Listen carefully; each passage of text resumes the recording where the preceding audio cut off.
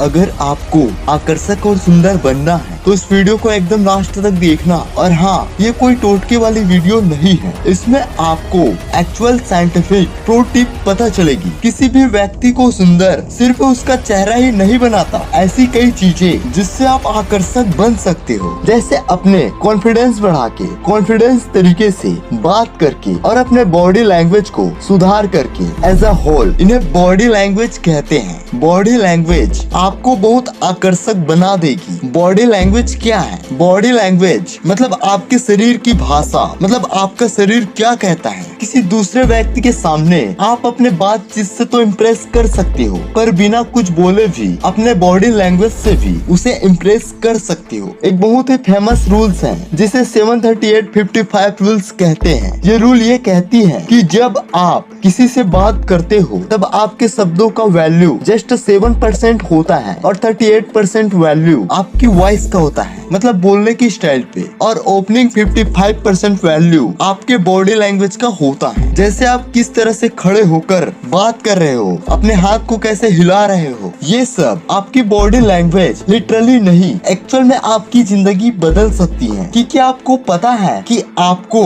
Body language से जज किया जाता है, यानी कोई दूसरा जब आपको देखता है तो आपके बॉडी लैंग्वेज को देखकर ये तय करता है कि वो आपको पसंद करेगा या नहीं। और सबसे गजब बात ये है कि सब काम सब कॉन्शियसली होता है, मतलब उसको पता नहीं होता और कॉन्शियसली ये नहीं देखता कि आपका हाथ कैसे हिल रहा है और आपका पैर कैसे, उसको तो पता भी नहीं होता। और सब कॉन्शियसली ऑटोमेटिकली उसका दिमाग ही तय कर लेता है या लेती है कि वो आपको पसंद करेगी या नहीं। अगर रिलेशनशिप की बात करूँ तो आपने कभी ये सोचा है कि क्यों कभी आपको कोई इंसान पसंद आ जाता है और क्यों कभी कभी बिना वजह के आपको लगता है कि वो इंसान खराब है। मतलब आपको पता नहीं क्यों आपको खराब क्यों लगता है, पर आपको लगता है। बस ये सब बॉडी लैंग्वेज का ही कमाल है। तो आप अपने आप को आकर्षक बनाना चाहते हो या भीड़ में सबके जैसा नॉर्मल, तो अपने आप को आकर्षक बनाने का सबसे पहला स्टेप अपने बॉडी लैंग्वेज को सुधारना। Number 6, maintain eye contact. जब आप किसी से बात करते हो तब आपका आई कांटेक्ट मतलब आप उसके आंखों में कितनी देर तक देख रहे हो, ये सबसे ज्यादा मैटर करता है। नजरों से नजरें आप कब नहीं मिला पाते? आप तब नहीं मिला पाते जब आपके अंदर आत्मविश्वास की कमी हो। जो लोग बात करते समय इधर उधर देखते हैं वो कम कॉन्फिडेंस के साथ ये भी दिखाता है कि आप उस इंसान को अटेंशन नहीं दे रहे हो और सब कॉन्शियसली ये बात उसको अच्छी नहीं लगती। बातचीत के समय मैं ये नहीं कह रहा कि हर समय 100% टाइम तक उसके आंखों में देखते रहो। बातचीत के 80% समय तक आपको उसकी आंखों में देखना चाहिए। आप ये जरूर देखते होंगे कि किसी बच्चे से नजर मिलाने में कोई दिक्कत नहीं होती, पर वही अगर कोई बड़ा इंसान या कोई स्पेशल इंसान होगा उससे हमें बहुत दिक्कत होगी। तो आपको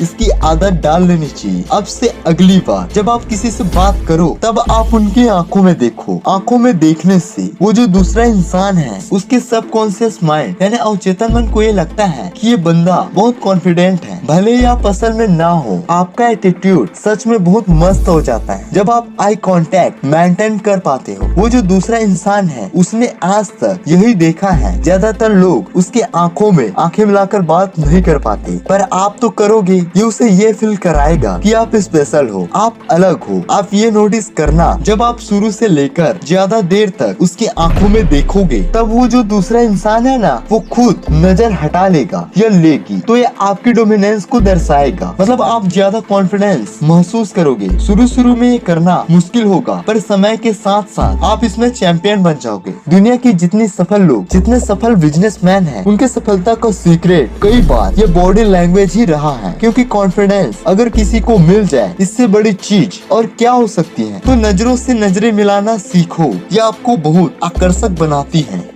नंबर 5, योर वॉकिंग स्टाइल। सबसे पहले तो अपने चलने की स्टाइल पर ध्यान देना चाहिए। मैंने आपको पहले भी बताया है कि चलते समय थोड़ा सा भी झुक के चलना लो कॉन्फिडेंस यानी कम आत्मबल को दर्शाता है। और आप तो ये नहीं चाहोगे कि आपको कोई देखे तो सोचे कि आपके अंदर कम कॉन्फिडेंस है। इसलिए अपने बैकबोन को स्ट्रेट यानी सीधा करके चलना सीखो। जाने अनजाने हम अपने चलने की स्टाइल पर ध्यान नहीं देते। Number 4, slow your self down. सबसे पहले जब आप किसी से बात बात करना शुरू करते हो तब किसी भी बात को तेजी से मत बोलो, आराम से बोलो। मतलब दूसरों को दिखाओ कि आप रिलैक्स्ड हो। इससे उस दूसरे इंसान को सबकॉन्शियसली ये लगता है कि यार इस बंदे की लाइफ की सभी चीजें इसके कंट्रोल में है, भले ही असल में ना हो, और ये सोचता है कि इसके कंट्रोल में सभी चीजें हैं, तभी ये इतना रिलैक्स्ड है और स्लो पेस में बात कर रहा है। क्योंकि अगर आप ज्यादा पेस में बोलोगे तो दूसरे इंसान को ऐसा लगेगा कि आप बहुत नर्वस हो और आपके अंदर कॉन्फिडेंस नहीं है। ये तो हो गई स्पीकिंग स्टाइल। अगर आपके चलने की स्टाइल की बात करूं तो जिस तरह स्लो बोलने को कहा उसी तरह आपको पब्लिक में स्लो पेस में चलना चाहिए। हड़बड़ी वाला आदमी किसी को पसंद नहीं आता। क्या आपने उन म्यूजिक वीडियो में नहीं देखा कि आसपास का सीन नॉर्मल होता है और हीरो की एंट्री स्लो मोशन में होती है? इसके पीछे भी सबकॉन्शियस साइंस होता है। आप स्लो चलते हो, ये दूसरों को ये सिग्नल देता है कि आपकी लाइफ आपके कंट्रोल में है और आप कुछ छुपाना नहीं चाहते और आप सबसे अलग हो, और यही बात आपको बहुत आकर्षक बनाती है। Number 3, always keep smiling. जब आप अपने चेहरे पे स्माइल रखते हो ना, तब आप और भी कॉन्फिडेंस दिखते हो। भले ही सच में आपके अंदर कॉन्फिडेंस है या नहीं, उससे कोई मतलब नहीं है, पर आप थोड़ा स्माइलिंग फेस के साथ किसी से भी बात करोगे तो उस दूसरे इंसान के सबकॉन्शियस माइंड को लगेगा कि आप बहुत कॉन्फिडेंट आदमी हो और उससे ये लगेगा कि आपकी जिंदगी में सब कुछ अच्छा चल रहा है, तभी आप इतने खुश हो। देखो,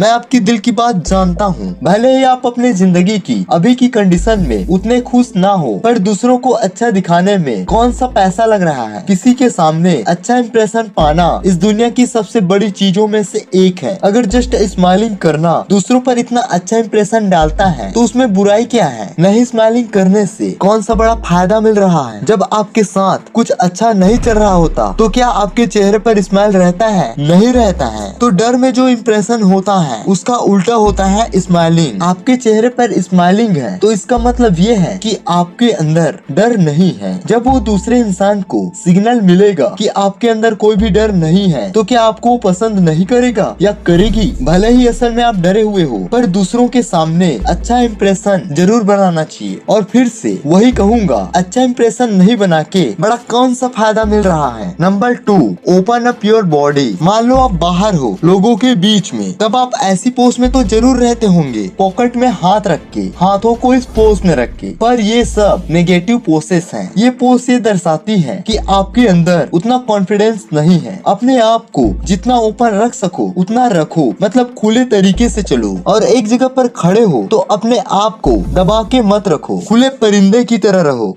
नंबर 1, यूज हैंड गेस्टर्स।